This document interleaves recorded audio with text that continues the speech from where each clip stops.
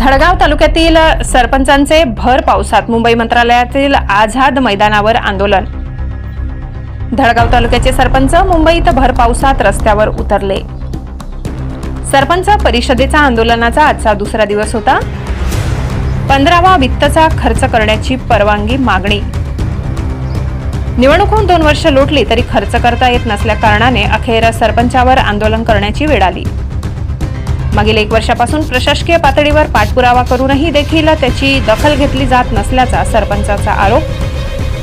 15वा वित्तचा पैसा खर्च करता येत नसल्याने विकास कामेच करता येत नसल्याने सरपंचांनी घेतला आंदोलनाचा पवित्रा। जोपर्यंत ग्रामपंचायत निधी खर्च करण्याची परवानगी मिळत नाही तोपर्यंत आंदोलन सुरू ठेवणार असल्याची माहिती मिळाली।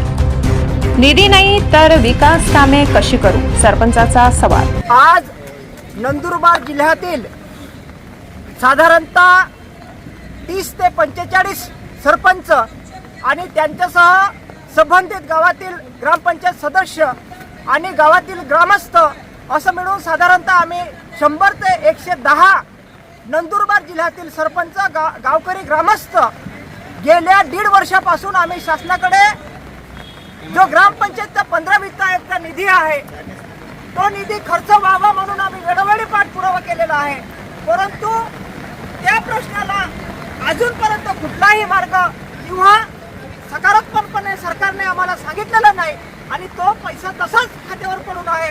त्यामुळे आमच्या ग्रामपंचायतमध्ये गेल्या 1.5-2 वर्षापासून कुठल्याही लोकांच्या हितासाठी विकासाचे कामं झालेले नाही आणि ही बाब आम्ही वेळोवेळी शासनाच्या निदर्शनात आणून दिली। जिल्ह्याच्या ठिकाणी आम्ही आंदोलन उपोषण केले आणि जिल्ह्याच्या ठिकाणी इथून आम्ही मंत्रालयाला संबंधित डिपार्टमेंटला आम्ही पाठपुरावा केला, पण आम्हाला न्याय मिळाला नाही। आणि आज एवढ्या लांबून आदिवासी बहुल क्षेत्रामधनं येऊन आम्हाला मुंबई येथे आझाद मैदानामध्ये या मुसळधार पावसामध्ये आम्हाला आंदोलन करावं लागत आहे। या गोष्टीसाठी मी या सरकारचा पहिले जाहीरपणे मी निषेध करतो।